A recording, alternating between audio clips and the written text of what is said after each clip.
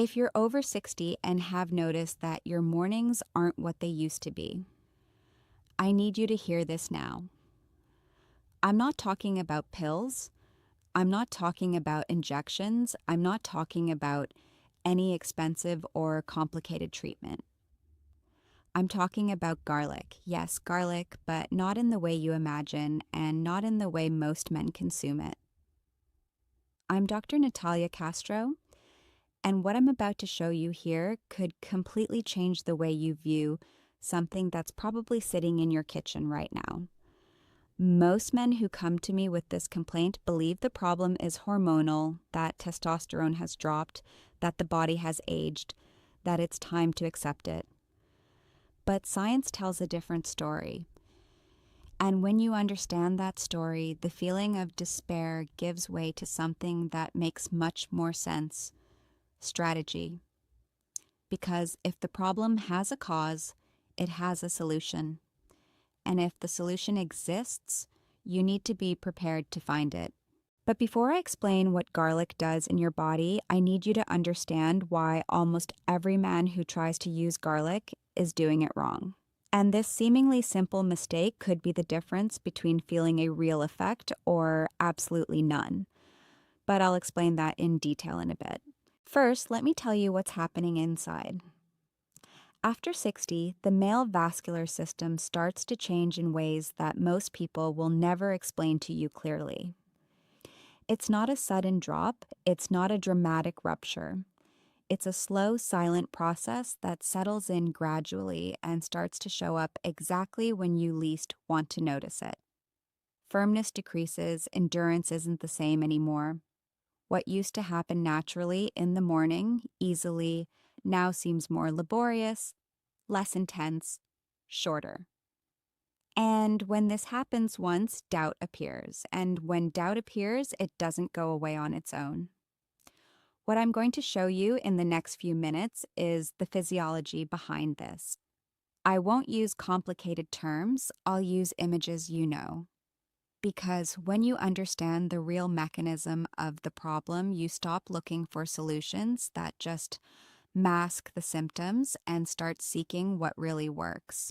And garlic prepared the right way can be exactly that: a natural vascular ally that acts at the root, not the surface, but only if you know what to do. And most men don't. Think about it. Imagine your circulatory system is an irrigation network. When you were young, this network worked perfectly.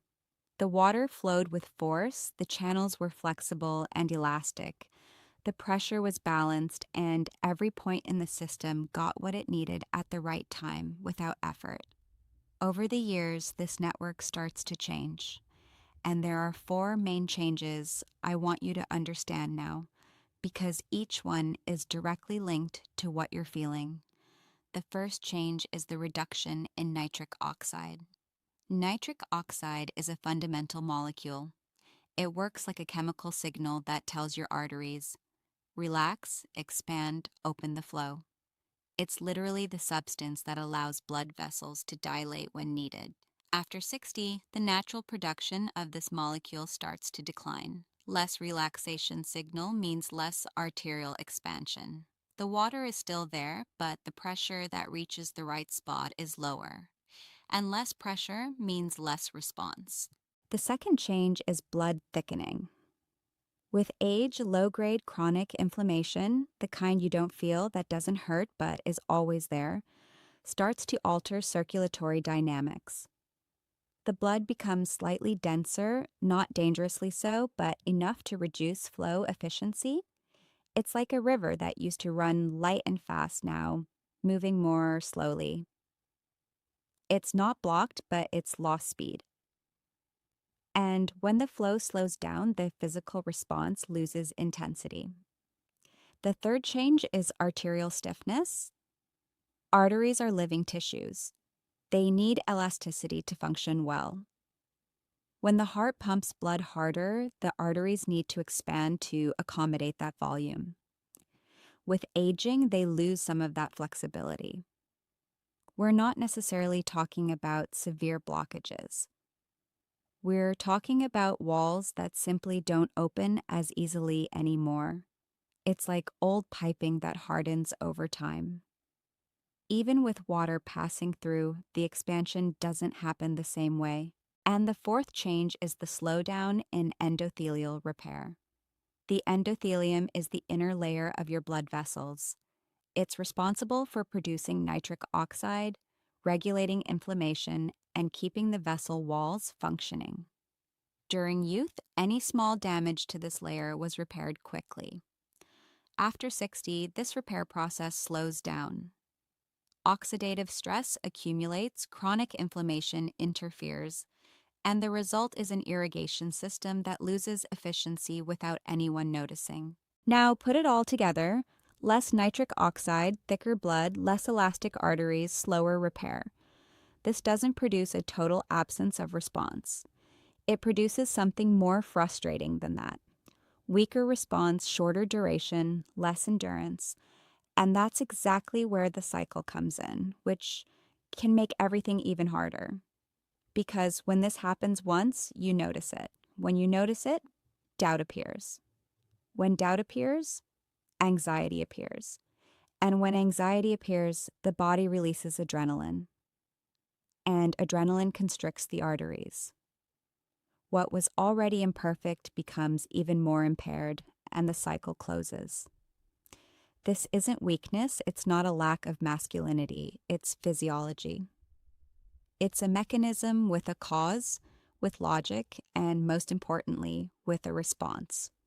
And the response starts when you stop treating the symptom and start treating the flow. Because the real problem, in most cases after 60, isn't hormonal, it's circulatory. And when you understand that, it completely changes what you should be seeking.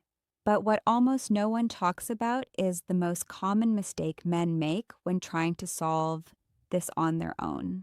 A mistake that seems innocent but completely wastes the potential of something that could really help. And that's exactly what I need to tell you about now. Comment here where you're watching from, because I see men from all over going through exactly this, and I want to understand where the audience for this content is coming from. I have a patient I'll call Roberto, 64 years old, active, walked every day, cared about his diet, drank little, a man who took care of his body. But he came to me with an expression I recognize immediately. The expression of someone who's already tried several things and still hasn't found what works.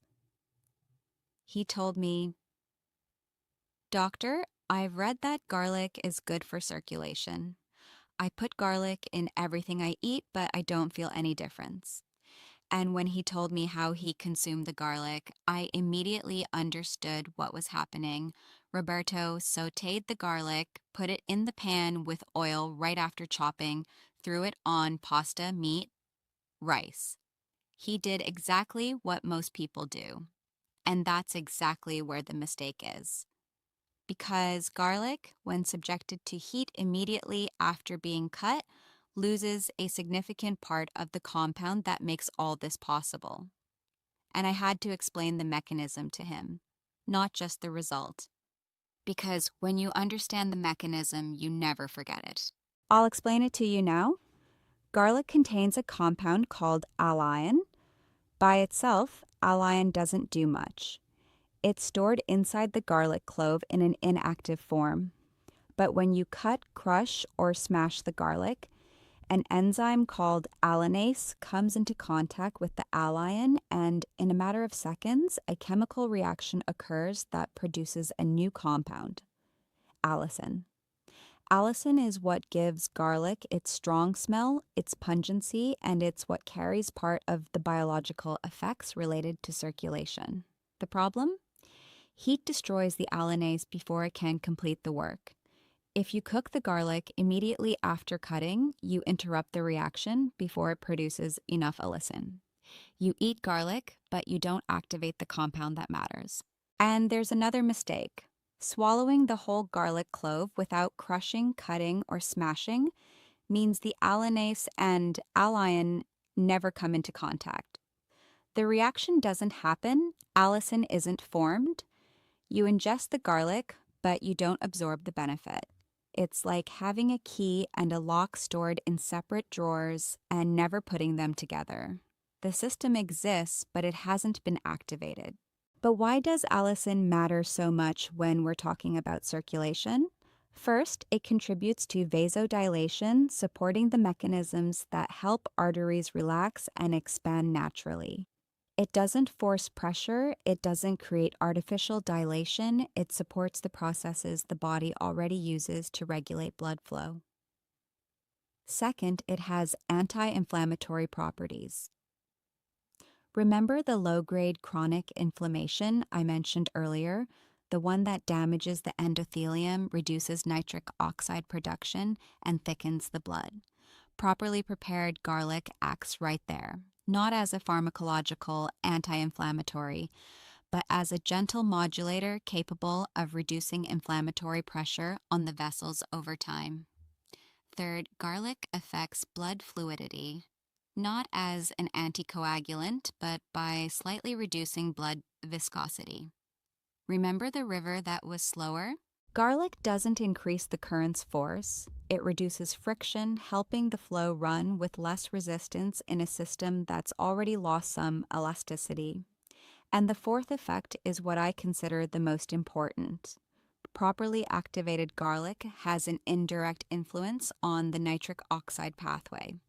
By reducing oxidative stress and endothelial inflammation, it supports the body's ability to produce and maintain nitric oxide. And nitric oxide, as you now know, is the key that opens the arteries. If you improve the production of that key, you improve vascular expansion capacity. And if vascular expansion improves, the physical response improves. But let me tell you about something that comes up a lot in conversations with my patients. Many men, before coming to an approach like this, went through a phase of dependence on pharmacological solutions. Pills, tablets, products that promised immediate response that worked short-term but left effects beyond what was expected. And I want to talk about this clearly without judgment because it's important that you understand the difference between forcing and restoring. Common medications for this type of complaint work in a specific way. They temporarily block an enzyme called PDE5, making the nitric oxide already in the body last longer than normal. The result is more intense and prolonged vasodilation. In many cases, the effect is evident. More firmness, faster response, greater duration. But there's a critical aspect that's rarely discussed clearly.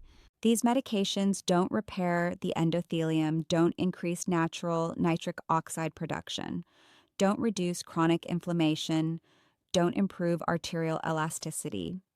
They take a system that's functioning less efficiently and force more pressure through it. It's like taking old piping with stiffened walls, less elasticity, and increasing the force of the water entering. The water flows stronger, but the walls remain the same. And long-term, that extra pressure on an already aging system can create unnecessary tension. Additionally, there's the psychological factor. When your performance starts depending on something external, internal confidence begins to diminish. And when confidence diminishes, anxiety increases. And when anxiety increases, arteries constrict. The cycle closes again, but now with a new variable: dependence. The man no longer trusts his own body, he trusts the pill. And every time it's not available, fear increases. And fear, physiologically, is the biggest enemy of vascular response. I'm not saying these medications don't have a place in some contexts under medical supervision. I'm saying that using them as the main solution for a progressive circulation problem doesn't treat the root. It's symptom treatment, not cause treatment. And when the cause keeps advancing, the symptoms eventually return more intense, more frequent, more resistant. What we need isn't more pressure. What we need is a cleaner, more natural, more sustainable flow. And that's exactly what a real vascular support approach with habits and compounds that act at the root of the problem, can offer over time. Not overnight, but consistently, progressively, and most importantly, sustainably. And that's why I want to tell you about something we prepared especially for men in this situation. There's a medical guide to avoid the mistakes that damage the prostate after 60 available in the pinned comment right below this video. We developed this material because I noticed that the most important information, the kind that really makes a difference in daily life, rarely comes in a clear and accessible way. This guide was designed to fill exactly that gap. If you want to understand more deeply what's happening in your vascular system, which habits are harming your circulation without you realizing it, and which strategies really work at this stage of life, the link is pinned in the comments. It's well worth the read. But back to garlic, you've already understood the allicin mechanism. You've understood why heat interrupts the reaction too soon. You've understood that swallowing the whole clove doesn't activate the compound. But there's a third element that almost no one mentions, and it might be the most important of all: resting time. When you crush or chop the garlic and wait before consuming or cooking, you give time for the reaction between allinase and allicin to complete more efficiently. Allicin continues to form for a few minutes after the garlic is cut. It reaches a peak concentration within a specific window. If you chop and eat immediately, you catch the process at the beginning. If you chop, let it rest for a few minutes, and only then consume or add it to the dish with the heat already off, you get a much higher concentration of the active compound. It's a seemingly small detail, but it's exactly this kind of detail that makes a difference between consuming garlic as a seasoning and consuming it as a vascular ally. The garlic is the same, the difference is in the process. And in this case, the process is everything. Now I want you to think about something with me. You've probably consumed garlic hundreds of times in your life. You've probably heard that garlic is good for circulation, good for the heart, good for blood pressure, and maybe you've tried including more garlic in your diet at some point. But if you were doing it the wrong way, if you were cooking it immediately, swallowing it whole, or using powder, you were getting a minimal fraction of the real benefit. Or maybe none at all. That's not your fault. No one teaches this. The information about the allicin mechanism isn't on the garlic packaging, isn't in cooking shows, isn't in most articles on healthy eating. It's in the scientific literature. And part of my job is to translate that literature into language you can really use in your daily life, without needing a lab, without needing a prescription, without needing complicated instructions. But there's an important caveat I need to make here, because it would be irresponsible of me not to. Garlic is a natural vascular ally with scientific evidence supporting its use, but it's not an isolated solution. Circulation is a complex system that responds to a set of factors: diet, sleep, stress levels, physical activity, hydration, blood sugar control, heart health. Garlic can be a significant piece in that puzzle, but it's not the only piece. Men who report consistent improvement in firmness and endurance after 60 usually did more than one thing. They improved sleep quality, reduced refined sugar intake, which is one of the biggest enemies of endothelial health. They started walking regularly because aerobic exercise is one of the most potent stimuli for nitric oxide production. They reduced chronic stress, which keeps the body in a state of constant vascular contraction, and added evidence-based natural compounds like properly prepared garlic as a consistent part of their routine. It's not a 7-day path, it's not a miraculous promise. It's a physiological process that respects the body's time and builds real results, not just artificial ones that disappear with the pill's effect. And I want to tell you about the kind of results that are possible when this process is done consistently. I'm not talking about going back to being 18. I'm not promising that. I'm talking about recovering quality, waking up with more vitality, noticing that what was weakening starts responding with more intensity, feeling that the body is cooperating, not resisting, recovering the confidence that comes from within, not from a box in the drawer. That's possible. Not for everyone in the same way, not at the same pace, but physiology allows it. And when physiology allows it, the choice is yours. Now, let me ask you a question that I want you to think about honestly. Are you treating your vascular system with the attention it deserves? I'm not asking if you exercise or eat well in general.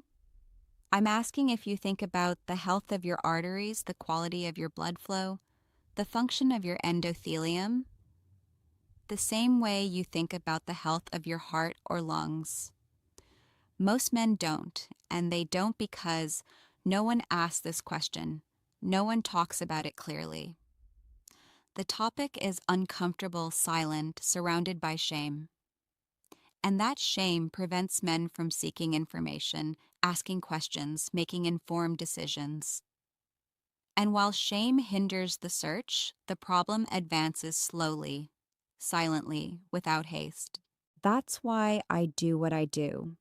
Because I believe that when a man understands what's happening in his own body, he stops feeling like he's losing something and starts understanding that he's facing a situation that can be managed, that has strategy, that has response, and that he doesn't need to go through it alone with silence, with shame, with resignation.